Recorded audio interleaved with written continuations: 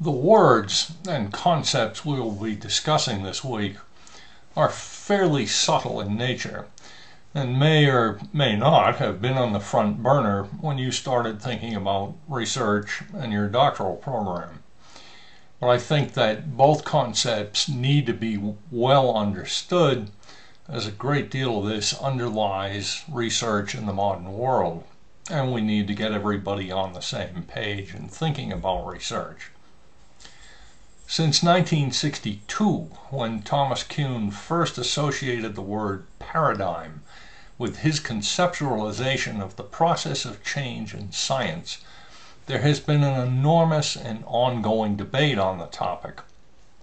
At one time, and it may still well be true, Kuhn was the single most cited author in the citation indexes produced by the Institute for Scientific Information.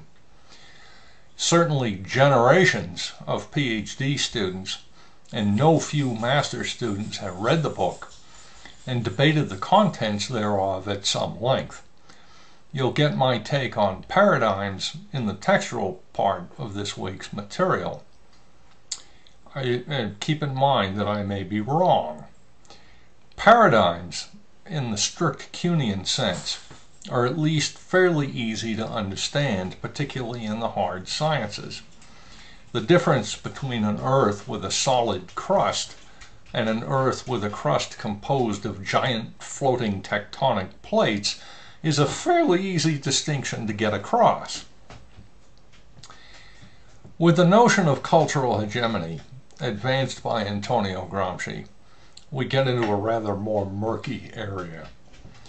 The idea is not easily understood, mainly because it calls into question the nature of some of our basic assumptions about life, the universe, and everything.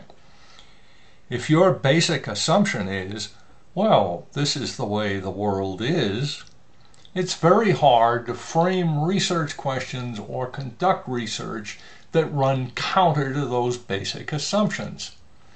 I'll push this notion a little harder in the lecture this week.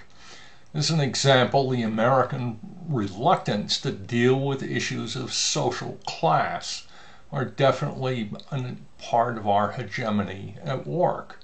It's just not the done thing.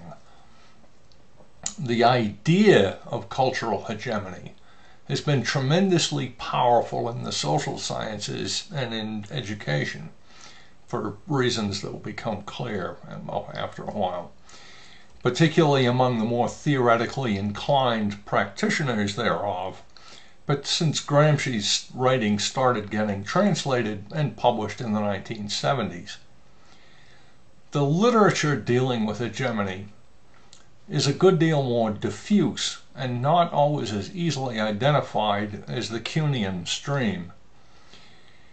The Gramsci literature is often secondary or tertiary in nature, that is, not discussing Gramsci directly, but using his early explicators as the starting point. We're at the stage where the term and the concept are discussed with no reference to Gramsci at all. In one sense, we'll be dealing with hegemony, if not in quite as broad a sense as Gramsci meant it, for the rest of the semester.